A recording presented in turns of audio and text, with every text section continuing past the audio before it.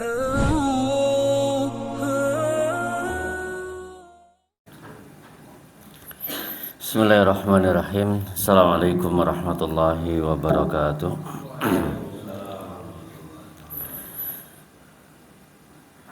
Alhamdulillahirrabbilalamin. Assalatu wassalamu ala asrafil anbiya'i wal mursalin wa ala alihi wa ashabihi wa man tabi'ahum bi ihsani ila yaumiddin. Wa asyhadu an la ilaha illallah wahdahu la syarikalah wa asyhadu anna Muhammadan abduhu wa rasuluh. Qala Allah Ta'ala Ya ayyuhalladzina amanu taqullaha haqqa tuqatih wa la tamutunna illa wa antum muslimun. Wa qala ta'ala aidan Ya ayyuhan nasu taqu rabbakumul ladzi khalaqakum min nafsin wahidah wa khalaqa minha zawjaha wa batha minhuma rijalan katsiran wa nisaa'a wattaqullaha alladzi tasaluna bihi wal arham innallaha kana 'alaikum raqiba. Ya ayyuhalladzina amanu taqullaha wa qulu qawlan sadida yuslih lakum a'malakum wa yaghfir lakum dzunubakum wa may yuti'illaha wa rasulahu faqad faza fawzan 'azima. Amma ba'du fa inna asdiqal hadisi kitabullah wa khairal hadi hadi Muhammadin sallallahu alaihi wasallam wa syarrul umuri muhdatsatuha wa kullu muhdatsatin bid'ah wa kullu bid'atin dhalalah wa kullu dhalalatin finnar. Baiklah Bapak-bapak dan Ibu yang saya hormati dan semoga senantiasa di pagi hari ini kita dikaruniai oleh Allah Subhanahu wa taala kenikmatan sehat jasmani kita dan begitu pula rohani kita ya.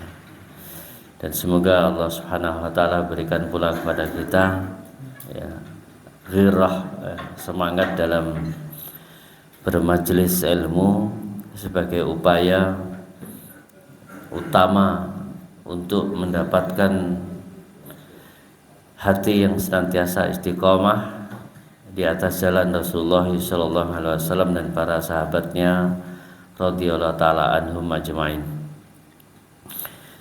Bapak-bapak dan Ibu yang saya hormati, untuk kajian tahsin pada pagi hari ini kita akan praktek membaca di surat Luqman ya, dari ayat yang pertama. Kalau cetakan Saudi Arabia atau Mushaf Utsmani itu pada halaman 411 ya. Nah, yang pertama kita baca dulu, kemudian nanti jamaah mengikutinya. A'udzu billahi minasy syaithanir rajim. Bismillahirrahmanirrahim. Alif lam mim. Tilka ayatul kitabil hakim hudaw wa rahmatan lil muhsinin alladzina yuqimuna as-salata wa yu'tuna az-zakata wa hum bil akhirati hum yuqinun ulaika la hudam min rabbihim wa ulaika humul muflihun. Wa minan nasi man yashtari lahwal haditsi liyudilla an sabilillahi bighairi ilmin wa yattahida uzwa ulaika lahum adabun muhin. Wa idza tutla alaihi ayatuna walla mustakbiran ka'an lam yasma'ha ka'anna fi udunaihi waqra fabashshirhu bi'adabin alim. Ya, kita ulangi dari awal, kita baca sama-sama ya. Bismillahirrahmanirrahim. Ya, saya ulangi. Bismillahirrahmanirrahim.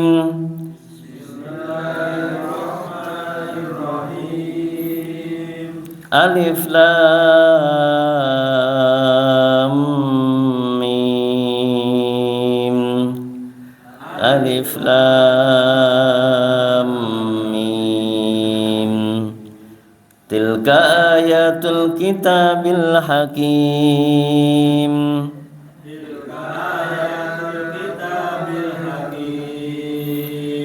Hudaw wa rahmatan lil muhsinin.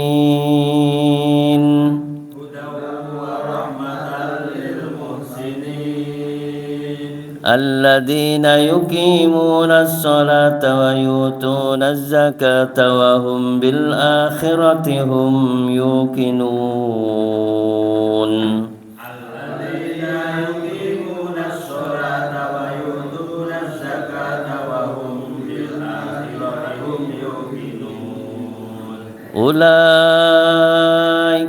ala hudam min rabbihim.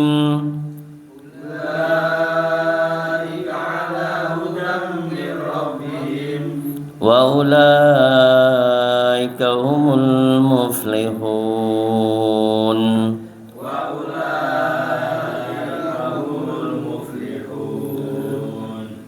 Wa minan nasi man yashtari lahwal haditsi liyudilla an sabilillah.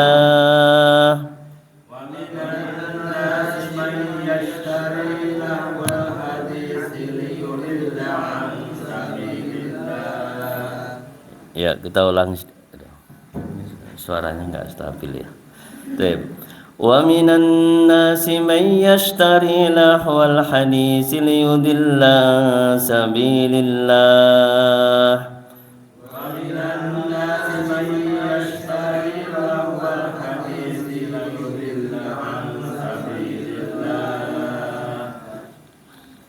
liyudilla sabilillahi bighairi ilmin wa yattakhidhaha huzwa.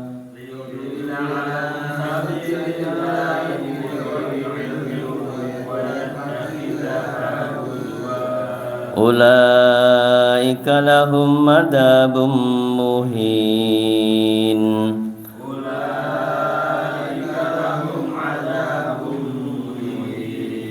Wa idza tutla alaihi ayatuna walla mustakbiran ka'an lam yasma'ha.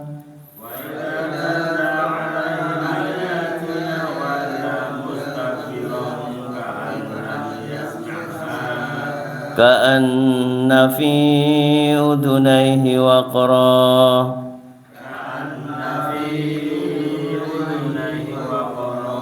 Fabashshirhu bi'adabin alim.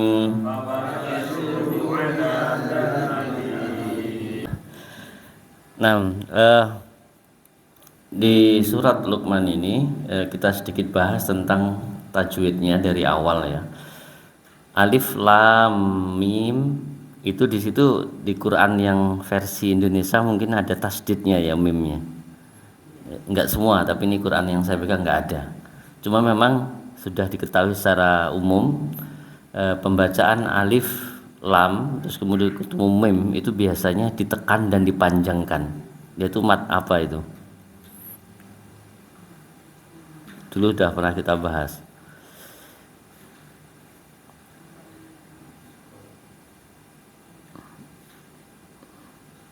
Ada yang ingat?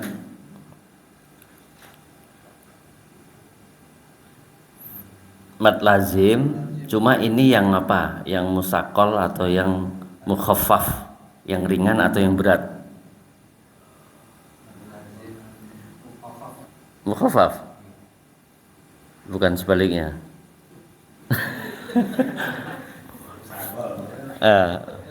Mukhaffaf itu yang ringan, yang musakol itu yang berat ya.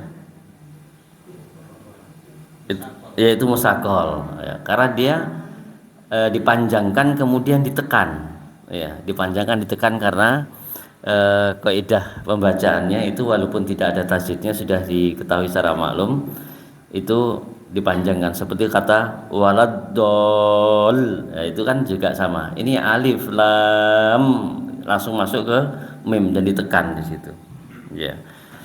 Jadi itu mat lazim. Lazim itu artinya mat yang sudah harus gitu maksudnya, sudah pasti Pastinya apa? Mukhaffaf atau musaqqal, itu aja pilihannya. Yang berat atau yang ringan, ya. Nah, kalau ini yang musaqqal, yang berat, ya. Kalau yang ringan itu ada nanti di lafadz seperti toha, itu panjang tapi ringan, ya, nggak perlu ditekan, itu. Terus tilka ayatul kitabil hakim, ayah itu pada lafadz ayat itu bacaan apa itu? Itu ada dua panjang sebenarnya, ya, a dengan ya. Mat asli, mat tabi'i atau mat asli. Mat tabi'i disebut dengan mat asli. Ya. Jangan mat lazim semua, Mas. Lazim itu sudah keharusan memang ya, tapi di sini orang menyebutnya mat asli. Aslinya mat ya ini, itu maksudnya mat tabi'i. Terus kemudian kitab itu juga sama, ya. Fathah berjumpa dengan alif. Nah, sekarang pada lafadz al-hakim. Al-hakim, sebelum al-hakim kita ada lafadz ayatul, terus bil, ya. Itu bacaan apa itu? Bacaan lam apa? Betul, lam komariah, ini supaya agak ingat ya. Jadi dalam bacaan hukum lam itu ada dua, lam komariah dan lam syamsiah. Yang ini lam komariah. Lam syamsiah seperti lafadz hayya 'alas sholah. Bacaannya sebenarnya tulisannya itu hayya 'alal sholah. Tapi karena ketemu shot di situ, maka lamnya mati, dia masuk ke huruf shotnya, maka disebut dengan lam syamsiah, ya. Jadi hayya 'alas sholah langsung pada lafadz shotnya, ya. Jadi kalau ada yang muadzin baca hayya 'alal sholah itu salah, ya, karena dia membacanya seperti lam komariah, padahal itu adalah lam syamsiah. Terus kemudian kata al-hakim, ada yang tahu bacaan apa itu di situ? Panjangnya berapa? Ya, matarid li sukun, betul. Sebenarnya mat tabi'i atau mat asli, tapi dia jatuh di akhir ayat. Ya, jatuh di akhir ayat. Maka dia menjadi arid, berubah. Arid itu berubah, ya, menjadi sukun, ya, menjadi sukun. Tapi dipanjangkan, maka disebut mat arid. Arid itu berubah, ya. Li sukun berubah menjadi sukun, mati maksudnya itu, ya. Waqaf, karena sebab waqaf. Tapi kalau dia berlanjut tidak jadi, enggak jadi matarik li sukun, matobi aja. Misalkan sini tilka ayatul kitabil hakimi huda, langsung hakimi, ya, matobi aja itu. Karena dia jatuh di akhir ayat, maka dia sebut arid li sukun, ya. Arid itu berubah atau berganti. Nah, terus kemudian lafadz hudau, di situ wawunya mungkin bertasjid sebagian ya, tapi pada ayat ini tidak ada tasjidnya, karena itu bacaan tanwin berjumpa dengan waw. Pak Bin, kira-kira bacaan apa itu? Itu apa? Ada dua loh itu kamu. Bigunnah, dia didengungkan, gunnah itu dengung. Idgham itu artinya masuk, betul, masuk dengan berdengung. Kenapa masuk? Di situ hudau langsung masuk ke huruf wawunya, karena ketemu waw berdengung dia di situ. Hudau, kan berdengung istilahnya orang bilang. Warahmatal lil muhsinin. Sekarang Pak Bin, warahmatal lil muhsinin itu juga idgham. Idgham apa itu? Bila guna ragu mulai ragu. Bila guna ada berapa Pak Bin? Ada dua, lam dan ra, ya, lari hurufnya lam dan ra. Jadi masuk ke huruf lamnya. Ini sekaligus kita murojaah materi yang lalu, ini sudah kita pelajari semua insyaallah. Terus kemudian muhsinin, ya, muhsinin ini bacaannya menjadi mat arid lagi, mat arid li sukun. Jadi mat tabi'i itu diingat-ingat aja, yang jatuh ketika kita wakaf, ya, atau jatuh di akhir ayat, maka dia menjadi arid lisukun, ya, berubah menjadi sukun tapi dipanjangkan. Panjangnya ya minimal 3 atau 4 lah, ya minimal, ya. Sehingga nanti bacaannya ya kalau mau dua-dua terus gak apa-apa, itu memang itu aslinya matobi'i. Cuma biasanya mat arid lisukun itu bacaannya panjang, ya. Cuma ada yang baca pendek-pendek juga kita nggak salahkan, karena itu asal hukum bacaannya mat asli itu asalnya. Cuma kalau di akhir ayat ada yang membaca secara umum dari riwayat Hafs an Asim rata-rata dipanjangkan, ya.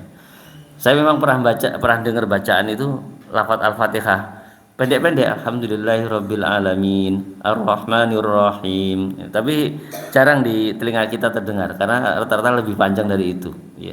Sama dengan yang lil muhsinin itu dipanjangkan lebih lah dari 2 harokat, antara 3-4 harokat sampai 6 boleh, ya, sampai 6. Ya, terus kemudian alladzina yuqimunas sholata wa yu'tuna. Lah dari situ tadi kata yuqimu, ya, jangan sampai yuqimuna langsung. Itu ada wawu yang juga menjadi matobi'i, ya. Alladzina juga matobi'i karena kasroh, ya, bertemu dengan ya sukun. Terus yuqimu, ki-nya juga sama matobi'i, kasroh bertemu ya sukun. Tapi jangan lupa di mu-nya juga matobi'i, tapi domah bertemu dengan wawu sukun, sama itu, ya. Nah, contoh dari lam samsiah ini adalah kata sholah tadi itu, yuqimunas sholah. Jadi alif dan lamnya itu tidak dianggap dalam pembacaannya, walaupun tulisannya tetap, karena untuk memberikan makna, ya, tulisannya tetap memberikan makna, cuma cara membacanya jangan wa yuqimunal sholah, ya, tapi wa yuqimunas sholah, langsung masuk ke huruf shotnya, karena itu lam samsiah, ya. Karena masih sering saya dengar itu hanya nggak tahu kebiasaan atau memang dia belum tahu tajwid, ya, bisa jadi, ya. Terus kata sholata itu juga sama matobi'i, cuma dia fathah berjumpa dengan alif. Hanya kadang-kadang itu tulisannya wawu. Di sini malah tulisannya wawu di Quran yang saya pegang ini, ya. Wawu tapi dikasih harokat berdiri biasanya. Lah harokat berdirinya itu sebagai pengganti, namanya alif, ya. Terus wayu tuna zakah, ya, tu itu sama. Terus kemudian lam samsiah lagi huruf za. Nah, untuk mengetahui karena bacaan lam itu ada 2, lam samsiah dan komariah, dan hurufnya separuh-separuh hurufnya separuh-separuh bisa dikatakan 14-14, ya. Itu maka cara menandai atau niteni itu biasanya setelah alif lam ada tasdidnya, rata-rata ditandai tasdid karena supaya masuk ke huruf selanjutnya. Jadi alif lamnya supaya diabaikan, itu supaya nggak salah membaca. Karena kebanyakan kita kadang kebaca lah alif lamnya, karena ketemu alif lam biasanya kita refleks karena pandangan kita nggak langsung maju ke huruf yang ketiganya, gitu. Terus kemudian wahum bil akhiratihum yuqinun. Sekarang hukum bacaan mim. Wahum itu mim berjumpa dengan ba. Ini bacaan apa ini? Agak sedikit mereview memori lama ini. Kira-kira Mas Yusuf tahu bacaan apa? Mim sukun berjumpa dengan ba, ya. Itu hanya ada 3 bacaan sebenarnya pada mim sukun, ya. Pertama apa? Idgham mimi. Kemudian kedua ikhfa safawi. Kemudian idhar safawi, betul. Lah ini yang mana? Ikhfa safawi atau idgham mimi? Ayo. Ikhfa safawi, betul. Mim ba'di itu bacaan non sukun.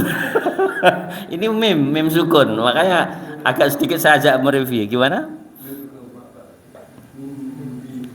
Itu bacaan apa?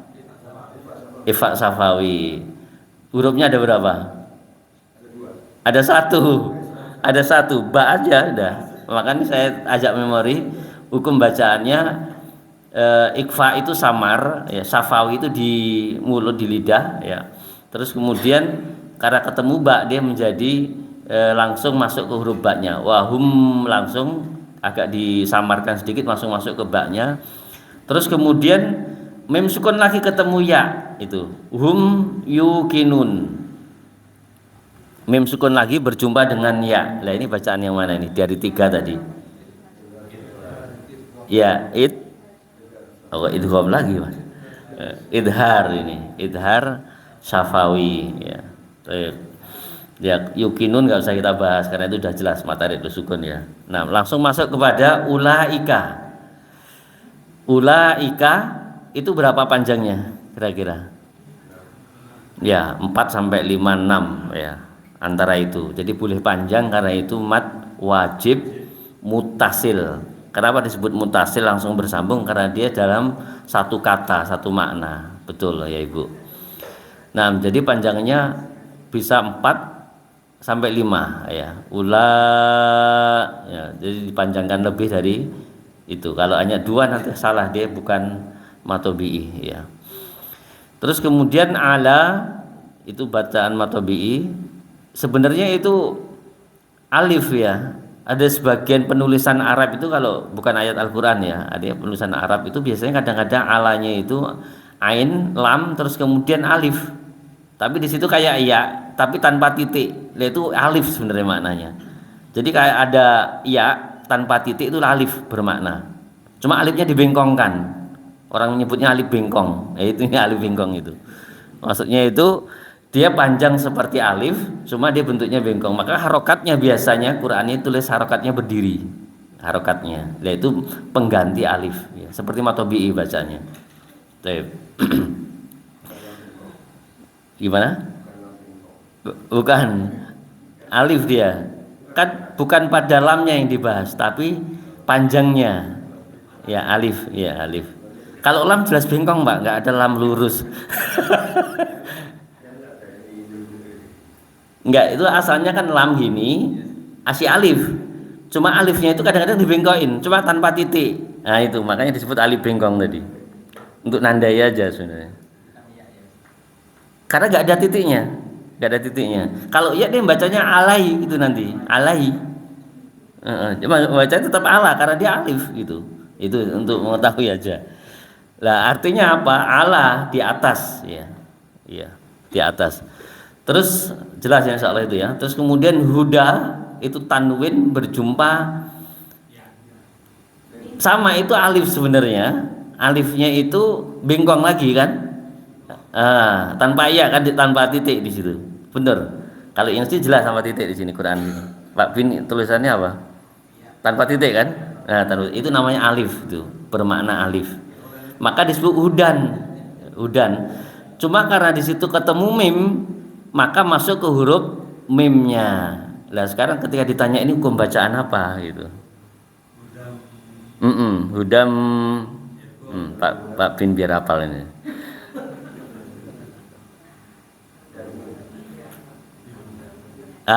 Itu kan bi guna. Masya Allah ibu-ibu ini hafal ini dah. Masya Allah tinggal melancarkan ya. Terus kemudian mirrobbihim. Nah, Pak Bin kena tanyaan lagi ini. Nun sukum bertemu ra. Apalagi nih. Tadi baru bahas huruf idgham apa? Tuh ya, Masya Allah udah hafal berarti. Idgham bilahuna karena idgham bilahuna ada 2, lam dan ra ya. Jadi cara membacanya masuk kepada huruf selanjutnya. Jadi minnya tidak kebaca. Jadi mir langsung mir. Jadi tidak baca min lagi ya. Walaupun ada tetap sukun kadang-kadang. Ya.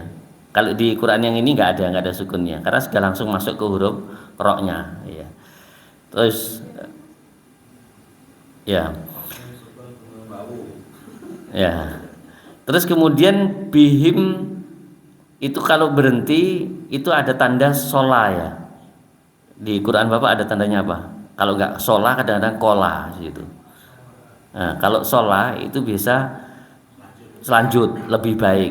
Kalau kola itu berhenti lebih baik gitu. Tapi dua-duanya boleh lanjut, boleh berhenti. Cuma mana yang lebih baik? Kalau sholat berarti lanjut lebih baik ya.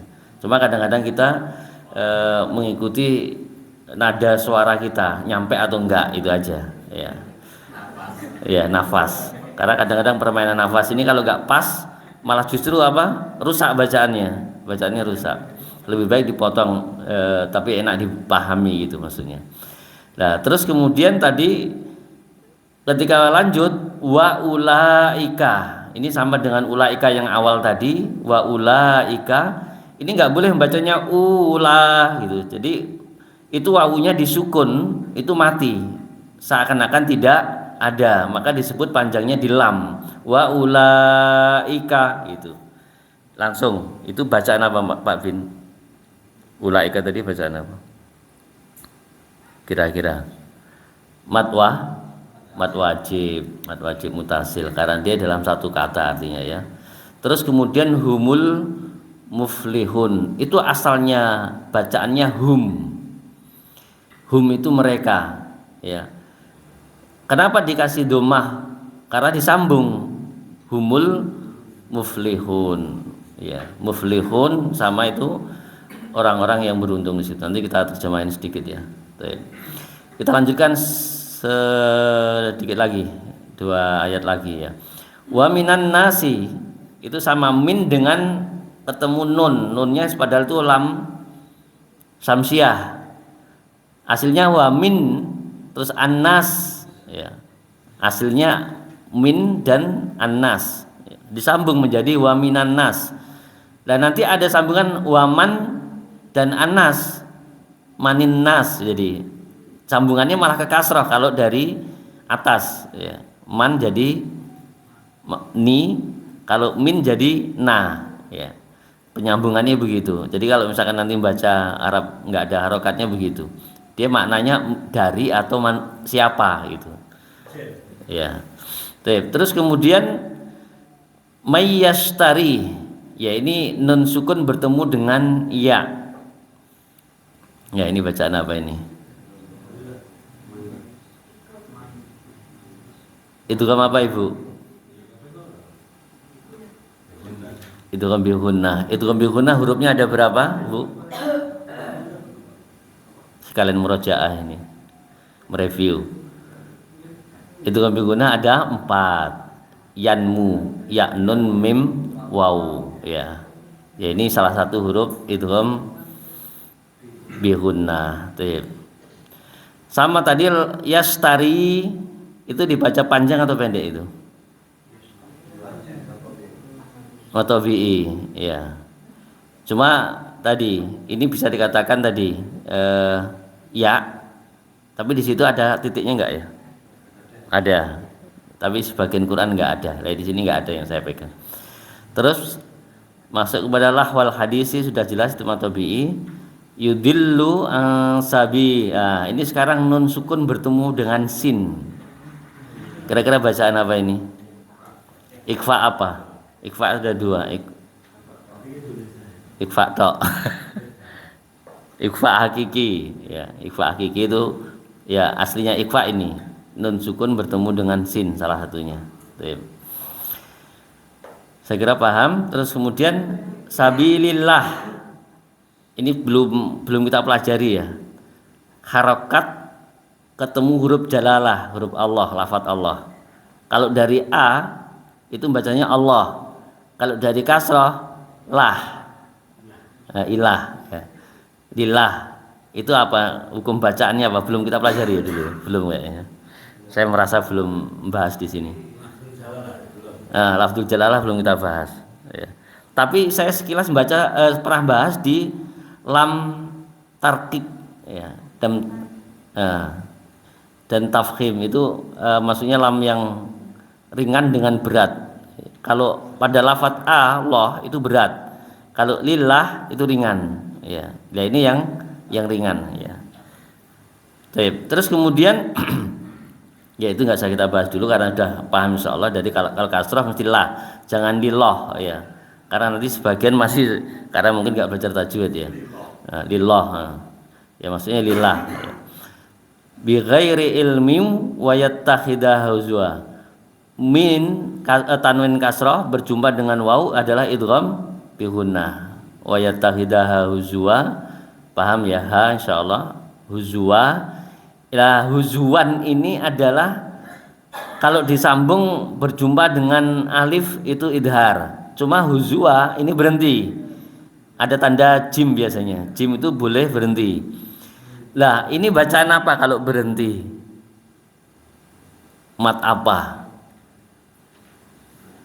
Masih ingat Mas? Lupa. Mat badal, betul. Harokatnya berapa panjangnya? Ya minimal 2 harokat ya. Minimal 2 harokat. Mat badal. Ini jangan lupa. Jadi ada tanwin jatuh di akhir bacaan kita ketika kita wakaf, maka diganti tanwinnya menjadi fathah tapi dipanjangkan gitu. 2 harokat mat asli. Jadi aslinya ini mat badal ya, mat badal. Nah, terus kemudian lahum ada tanwin mim sukun berjumpa dengan ain. Nah, ini ikhfa apa tadi yang 3 tadi? Idhar safawi ya, ketemu apa? Ain ya, huruf ain. Ada bum tanwin 2 berjumpa dengan mim, idgham bi gunah lagi. Baik. Wa idza tutla alaihi ayatuna walla mustakbirong. Nah, ini mustakbirong tanwin fathah berjumpa dengan kaf. Ikhfa hakiki. Ka'allam, nah itu ka'an, tulisannya ka'an lam. Itu berarti apa? Nun sukun berjumpa dengan lam. Bacaan apa lagi Pak Vin? Itu kan bilahunah lagi. Jadi ini masuk bacaan bab nun sukun dan tanwin ya, tanwin. Jadi ini sukun, ini yang nun nih, nun sukun. Memang agak jarang. Yang sering tanwin. Lah, terus kemudian pada lafadz ka'anna ini bacaan apa ini? Tadi banyak kan memang kurang didengungkan di situ. Ka'anna. Nah. Nun bertasdid itu apa? Bacaan gunnah. Gunnah itu ada berapa? Ada 2, nun ditasdid dan mim ditasdid, itu bacaan gunnah ya. Terus kemudian fi, pada lafadz fi di situ bacaan apa Pak Vin? Sekalian ini biar Pak Vin tambah hafal, imam kita insyaallah.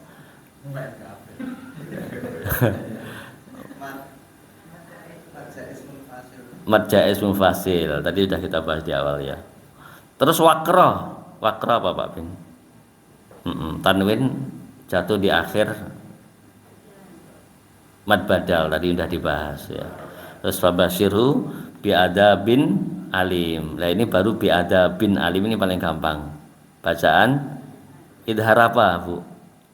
Ayo, idhar ada 2, idhar safawi sama idhar halki. Ini idhar yang halki. Halki itu di kerongkongan nih, jelas di kerongkongan gitu. Sedikit kita baca lagi, kemudian nanti kita coba terjemahkan dan kita bahas sedikit tadaburi ayatnya ya, tentang tafsirnya. Kita ulangi sama-sama ya. Saya dulu baru jamaah biar agak lebih tertib. Bismillahirrahmanirrahim. Alif lam mim. Tilka ayatul kitabil hakim. Coba. Bismillahirrahmanirrahim. Alif lam mim. Tilka ayatul kitabil hakim. Hudaw wa rahmatan lil muhsinin. Hudaw wa rahmatan lil muhsinin. Alladzina yuqimuna as-salata wa yutuna az-zakata wa hum bil akhirati hum yuqinun. Alladzina yuqimuna as-salata wa yutuna az-zakata wa hum bil akhirati hum yuqinun. Kita ulangi. Alladzina yuqimuna as-salata wa yutuna az-zakata wa hum bil akhirati hum yuqinun. Coba alladzina yuqimunas sholata wa yutunaz zakata wa hum bil akhirati hum yuqinun. Ulaika ala hudam mir rabbihim. Ulaika ala hudam mir rabbihim wa ulaika humul muflihun. Wa ulaika humul muflihun. Wa minan nasi man yashtari lahwal hadisi liyudilla an sabilillah. Wa minan nasi man yashtari lahwal hadisi liyudilla an sabilillahi bighairi ilmin wa yattakhidhaha huzwa. Liyudilla an sabilillahi bighairi ilmin wa yattakhidhaha huzwa. Ulaika lahum adabun muhin. Ulaika lahum adabun muhin. Wa idza tutla alaihi ayatuna walla mustakbiran ka'an lam yasmaha.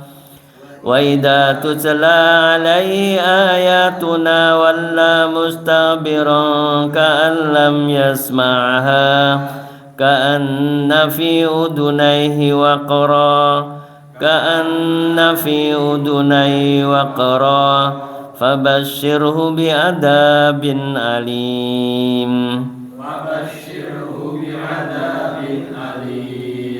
Baik. Untuk maknanya alif lam mim sebagaimana dulu kita pernah bahas itu para ulama berbeda-beda dalam menafsirkannya ya. Alif lam mim itu hanya sambungan dari huruf-huruf yang sebagian mengatakan hanya Allah yang mengetahui maknanya. Cuma sebagian ulama menafsirkan ini sebagai muqaddimah bahwasanya kita sedang membaca ayat Al-Qur'an, bahwasanya alif lam mim itu tersusun dari huruf-huruf Arab. Jadi Al-Quran itu adalah berbahasa Arab ya. Istilah orang-orang Arab begitu. Tilka ayatul kitabil hakim. Yang demikian itu ayat-ayat Al-Quran, karena kitab itu bermakna Al-Quran. Al-Hakim itu penuh dengan hikmah. Hikmah itu ilmu pengetahuan ya. Tapi kalau hikmah sebagian orang menafsirkannya ilmu kesaktian ya. Itu penuh hikmah, itu biasanya mereka memahaminya ilmu kesaktian. Yang dimaksud di sini adalah ilmu pengetahuan ya. Hudaw wa rahmatan lil muhsinin, yang merupakan petunjuk dan rahmat bagi mereka orang-orang yang berbuat kebajikan. Jadi Al-Qur'an itu kitab yang penuh dengan hikmah yang menjadi petunjuk dan rahmat bagi orang-orang yang berbuat kebajikan atau kebaikan. Alladzina yuqimunas sholata wa yu'tunaz zakata wa hum bil akhirati hum yuqinun. Orang-orang yang berbuat kebajikan itu siapa? Maka di sini diterangkan oleh Allah pada ayat selanjutnya, alladzina yuqimunas sholat. Yang pertama adalah mereka orang-orang yang senantiasa menegakkan sholat ya. Ada istilah bilang menegakkan sama mengerjakan beda. Menegakkan itu menghidupkan, kalau mengerjakan itu kadang-kadang tidak selalu menghidupkan ya. Terus kemudian wa yu'tunaz zakah, dan juga mereka orang-orang yang menunaikan atau mengeluarkan zakat mereka ya. Wa hum bil akhirati hum yuqinun, dan mereka orang-orang yang dengan hari akhir mereka yakin, bukan hanya beriman tapi yakin, lebih lagi dari iman ya. Terus kemudian ulaika ala hudam mir rabbihim, mereka itulah orang-orang yang mendapatkan petunjuk dari Tuhan mereka. Ulaika humul muflihun, dan merekalah orang-orang yang mendapatkan keberuntungan. Para ulama menafsirkan keberuntungan apa yang didapatkan. Di sini diterangkan keberuntungan di dunia dan di akhirat, ternyata dua ya. Terus kemudian wa minan nasi may yashtari lahwal hadisi liyudilla an sabilillah, dan di antara manusia ada yang mereka itu memperjualbelikan, yashtari itu menjual ya. Lahwal hadisi ya, ini berbeda-beda ulama. Tadi saya lihat dalam tafsirnya beberapa ulama Di antara kalangan sahabat, Ibnu Mas'ud menafsirkan makna lahwal hadis ini adalah wal ghina. Ghina itu nyanyian yang malah justru merugikan. Tapi sebagian ulama menafsirkan lahwal hadis ini adalah dongeng dan kata-kata yang sia-sia, omong kosong gitu loh. Jadi hanya bualan saja, seperti nyanyian-nyanyian yang ada di sekitar kita yang bukan Islami ya. Itu hanya omong kosong itu. Ya, nggak ada maknanya, dan juga mereka tidak tahu tujuannya, maka disebutkan di sini bi ghairi ilmin. Mereka tanpa mengetahui apa sebenarnya maksud dari itu, tujuannya itu. Mereka hanya bualan omong kosong untuk merindah kata-kata saja, nggak ada tujuan yang jelas gitu. Berbeda ketika Al-Qur'an menunjukkan memang manusia agar kembali kepada Tuhannya. Terus kemudian Ibnu Umar Aidon juga beliau menjelaskan makna yang tepat ghina di lafadz lahwal hadis itu adalah nyanyian ya. Tapi sebagian lagi mengatakan bahwasanya seperti Imam Ibnul Qayyim, beliau katakan bahwasanya lahwal hadis ini adalah al-ghina wal ma'azif. Ghina nyanyian-nyanyian dan ma'azif. Ma'azif itu alat-alat musik. Ya, alat-alat musik itu juga bagian dari lahwal hadis. Ya. Kenapa disebut hadis? Itu kata-kata sebenarnya. Cuma kata-kata sekarang itu yang tidak diiringi musik nggak laku gitu. Dulu sebenarnya laku. Syair-syair itu kan tanpa musik sebenarnya. Tapi syair sekarang yang nggak diiringi musik nggak laku. Bahkan di Timur Tengah sendiri, orang-orang Mesir, orang-orang Baghdad dan sebagainya, mereka sudah punya musik-musik sendiri malahan ya. Yang lebih modern lagi. Dulu sebenarnya juga sudah ada pada zaman Rasulullah, disebut ma'azif ya. Lah adapun yang diperbolehkan itu ya hanya kayak kendang, tapi dia hanya satu muka, namanya dub ya, dub atau dab ya. Dub itu seperti kendang, kalau orang sebut rabbana itu loh. Lah itu boleh, nggak apa-apa. Ya, masalahnya sekarang rebananya tuh pinggirannya dikasih kerincing-kerincing itu. Jadi malah akhirnya nanti jadi kayak semakin lengkap musik jadi. Jadi tabuhan yang diinginkan oleh Rasulullah itu sederhana aja, jangan sampai mengalihkan berlebihan, yang di situ akhirnya orang belajar musik kan sampai betul-betul membuang waktu, mereka harus belajar notnya dan sebagainya itu. Lah itu nggak boleh itu. Ya sekarang banyakan seperti itu. Tapi masih ada, kemarin beberapa kali saya cek di internet itu banyak memang masih ya syair-syair atau lagu-lagu yang tanpa diiringi musik, tapi itu lagu-lagu perjuangan. Tapi juga masih banyak yang terpreset juga. Lagunya itu kalau seruan-seruan kepada Rasulullah itu masih dikhawatirkan keamanannya, karena biasanya mengandung syirik. Menyuruh kepada Rasulullah itu nggak akan mendengar gitu loh. Ya nggak akan mendengar ya. Kalau sholawat disampaikan itu akan disampaikan oleh malaikat.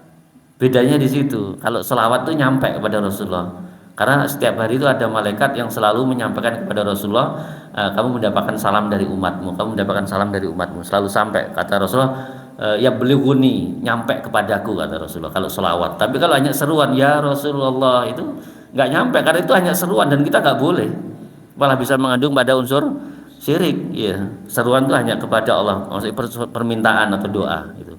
Doa kepada Rasulullah nggak boleh. Bolehnya hanya sholawat. Yaitu sholawat itu mendoakan Rasulullah agar kita juga mendapatkan syafaat dari situ. Nah, terus kemudian para ulama ahli mazhab mayoritas mereka menafsirkan lahwal hadis ini tetap musik, dan musik itu hukumnya haram karena ini adalah perbuatan yang sia-sia ya. Adapun yang membolehkan itu hanya sedikit sekali. Yang saya tangkap dari penjelasan ulama itu hanya mazhab Dohiri. Siapa namanya? Ibnu Hazm. Hanya Ibnu Hazm yang alasannya dia mengatakan boleh, nggak haram, karena hadis-hadis yang berkaitan dengan itu katanya doif ya. Lah akhirnya nggak diterima oleh para ulama. Ibnu Hazm bukan ahli hadis, beliau hanya ahli usul fikihnya beliau diakui oleh ulama, memang jagoan beliau. Cuma dalam hal hadis beliau lemah, sehingga penilaian beliau terhadap haramnya musik, mengatakan hadis itu lemah, tidak diterima oleh ulama ahli hadis yang lainnya. Itu alasannya. Nah itu masih ada pertentangan. Tapi 4 imam mazhab sepakat tentang haramnya musik. Tapi sekarang ternyata kiai-kiai juga dakwahnya pakai musik karena itu lebih mendekatkan, lebih asik mereka dengarkan. Dan ini yang nggak benar. Tidak ada penyimpangan. Ya. Mengatakan saya mazhabnya Imam Syafi'i sendiri keras. Bahkan orang yang mencuri alat musik yang nilainya harus dipotong tangan, nggak boleh dipotong tangannya, sampai begitu menunjukkan barang haram itu memang harus dibuang. Jadi bukan dicuri, ya harus dihancurkan memang kata beliau. Dan ini salah satu hal yang menjadi polemik di masyarakat. Kalau kita keras mengatakan musik haram, wah dimusuhi itu jelas itu. Karena memang mayoritas senang dengan musik, hampir nggak ada yang nggak suka itu. Saya sendiri termasuk dulu hobi musik juga, tapi tahu itu haram ya saya tinggalkan gitu. Karena apa? Ya karena kita berusaha untuk cari selamat ya. Untuk apa sih kita bersenang-senang sesaat tapi kita akhirnya mendapat laknat dari Allah. Lah Ibnul Qayyim Al-Jauziyah rahimahullah ini salah satu perkataan yang sampai sekarang teringang-ingang dalam telinga saya itu. Beliau ucapannya itu musik atau lagu-lagu yang mengandung unsur haram ya. Itu tidak akan bersatu dalam satu hati dengan orang yang cinta Al-Qur'an. Jadi Al-Quran dan musik tidak akan pernah bersatu dalam satu hati. Saya ulangi, bahwa musik atau lagu dengan Al-Quran tidak akan pernah bersatu dalam satu hati. Jadi kalau orang cinta Al-Quran, dia harus mulai tinggalkan musik. Kalau tidak akan rancu, rata-rata hatinya banyak penyakit karena sulit untuk menerima kebenaran dari Al-Quran. Gitu. Karena orang sudah biasa asyik dengan dindangan lagu-lagu apalagi mengandung syahwat. Biasanya memang kena pada ayat selanjutnya wayattakhidha huzwa. Dari sini dampaknya disambungkan pada ayat lagi bighairil ilmin wayattakhidha huzwa. Mereka orang-orang yang yudilla an sabilillah yang menyesatkan dari jalan Allah dengan lahwal hadis tadi, dengan musik atau lagu tadi, bighairi ilmin tanpa tahu tujuan yang sebenarnya. Dan mereka wayattakhidha huzwa, mereka hanya menjadikannya sebagai olok-olokan, senda gurau, candaan-candaan. Jadi kalau kita mengatakan, oh ini haram, haram toh. Jadi cuma untuk candaan itu haram toh. Cuma gitu aja. Mereka nggak peduli gitu. Karena apa? Sudah tidak diindahkan lagi peringatan-peringatan Al-Qur'an. Ulaika lahum adzabum muhin, maka bagi mereka adab yang pedih. Itu ancaman Allah ya. Wa idza tutla alaihi ayatuna, mereka orang-orang yang melakukan lahwal hadis tadi, orang-orang yang senang nyanyi tadi dengan musik. Wa idza tutla alaihi ayatuna, ketika dibacakan kepada mereka ayat-ayat kami, ayat Al-Qur'an maksudnya, walla mustakbiran, mereka menyombongkan diri. Coba sekarang kita sedikit lihat di fenomena di masyarakat. Orang-orang yang senang musik ketika dikatakan musik itu haram, mereka itu nanti ketika dikatakan bid'ah itu haram, syirik haram, sebentar bid'ah, sebentar musik. Coba aja lihat, orang-orang yang sering menolak syirik dan bid'ah itu diharamkan, itu biasanya mereka latar belakangnya senang musik. Coba aja. Walaupun mereka mengatakan senangnya musik religi. Sejak kapan ada religi musik itu? Enggak ada itu. Itu baru-baru ini aja itu. Nah itu bahaya zaman sekarang. Nah ini menjadi persoalan. Terus kemudian ka'alam yasma'ha, seakan-akan mereka tidak pernah mendengarkan Al-Qur'an ya. Ka'anna fi udhunahi waqra, dan di telinga mereka seakan-akan tersumbat oleh kebenaran, enggak akan menerima apa yang dibacakan oleh manusia tentang ayat-ayat Allah ya. Fabasyirhu bi'adzabin alim, maka berikanlah kabar gembira kepada mereka tentang adab Allah yang sangat pedih itu. Nah, saya kira sampai ini cukup, sampai 7 ayat sebagai makna. Nanti untuk selanjutnya di ayat innal ladzina amanu dan seterusnya itu ada pembahasan tersendiri ya. Saya kira cukup dari situ. Semoga kita bisa mengambil hikmah dan pelajaran, dan kita bisa mengamalkan dalam kehidupan kita sehari-hari. Jadi kita harus hati-hati tentang lahwal hadis. Minimal kalau belum bisa meninggalkan musik, yakini dulu musik itu haram, itu dulu. Prosesnya dulu saya begitu. Saya senang dengerin musik, apalagi slow rock itu ya. Senang saya dulu, ya jujur. Lama-lama untuk saya bisa ninggalkan, saya yakin dulu. Karena informasi ayat dan hadis itu musik itu haram, saya haramkan dulu. Tapi belum saya langsung tinggalin. enak ya. Apalagi kalau ada syair-syair yang indah itu kita renyuh hati, bisa kayak berebes istilahnya. Apalagi kalau kita hayati betul gitu. Ya tapi lama-lama kalau itu tahu haram ya kita tinggalkan. Karena tadi Imam Ibnu Qayyim itu mengatakan nggak mungkin bersatu dalam satu hati antara Al-Quran dan musik, sesuatu yang telah diharamkan oleh Allah. Ya berat memang untuk menerima itu haram, itu berat, itu nggak mudah. Ya tapi yang kita harus yakini bahwasanya apa yang disampaikan oleh para ulama tadi nggak ada pertentangan. Tadi dari sahabat-sahabat pun mengatakan lahwal hadis adalah ghina, lagu-lagu. Yang dimaksud lagu di sini sebenarnya bukan lagu umumnya, lagu bukan musik sebenarnya. Karena kalau lagu itu asalnya masih boleh lagu saja ya, tanpa musik itu masih boleh. Misalkan kita menghafal bukan nasihat Pak, pelajaran bait-bait, pelajaran itu rata-rata ulama dulu menghafalkannya, termasuk itu alfiyah, kaidah nahwu yang 1000 bait itu pakai lagu untuk menghafalkannya. Kalamuna lafdun, itu mereka dilakukan memang supaya mudah untuk dihafal, diingat. Itu boleh asalnya lagu itu. Jadi ghina atau lagu di sini yang dimaksud adalah musik sebenarnya. Musiknya yang jadi perdebatan di kalangan alat musiknya. Jadi kalau mau bermusik ya musik yang rebana itu aja gitu minimal. Itu aja masih selamat ya. Kalaupun masih mau bermusik gitu loh. Jadi jangan lebih dari itu, karena itu nanti sudah mengarah kepada hal yang haram ya. Kalau lagu-lagu yang mengandung unsur perjuangan boleh, seperti dulu pernah ketika Rasulullah duduk bersama Abu Bakar, kemudian ada anak-anak wanita kecil itu nyanyi. Abu Bakar langsung keras menegurnya, diam kalian, apa kalian tidak tahu kalau ada Rasulullah di sini gitu.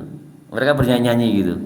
Kata Rasulullah apa? Intinya, diamkan wahai Abu Bakar, setiap umat punya hari raya dan hari ini adalah hari raya kita. Jadi nyanyi-nyanyi itu kaidahnya sebagian ulama dibolehkan hanya saat berhari raya Idul Fitri, Idul Adha, tambah lagi satu ketika mensiarkan pernikahan supaya membedakan antara zina dan nikah. Kalau nikah itu diumumkan, kalau zina diam-diam. Nggak ada orang zina terang-terangan. Kalau sekarang zina udah terang-terangan, itu tanda-tanda kehancuran umat sudah. Kalau zina sudah terang-terangan. Dari dulu ya sampai sekarang zina itu orang diam-diam ya, karena mereka tahu itu haram. Minimal tahu haram dulu. Ya semoga selanjutnya taubat gitu. Lah orang kalau masalah musik ini tidak diyakini musik itu haram, dia tidak akan pernah tobat. Makanya tadi saya bilang pertama yakini dulu itu haram ya. Cari tahu mana ulama yang membolehkan dan mana yang tidak membolehkan. Setelah itu baru nanti lama-lama akan kita bisa tinggalkan. Kalau kita akan betul-betul condong kepada Al-Quran, kita tidak mau bermusik gitu. Nah itu aja dulu. Semoga bermanfaat ya. Kurang lebih mohon dimaafkan ya. Subhanallah bihamdika asyhadu an la ilaha illa anta astaghfiruka wa atubu ilaik. Wassalamualaikum warahmatullahi wabarakatuh.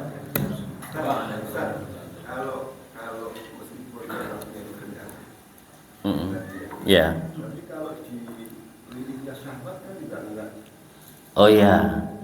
Ya kalau lagunya mengandung syahwat ya tetap nggak boleh. Maksudnya tadi itu yang mungkin disebut syair-syair yang mungkin mengandung unsur perjuangan Islami lah. Gitu.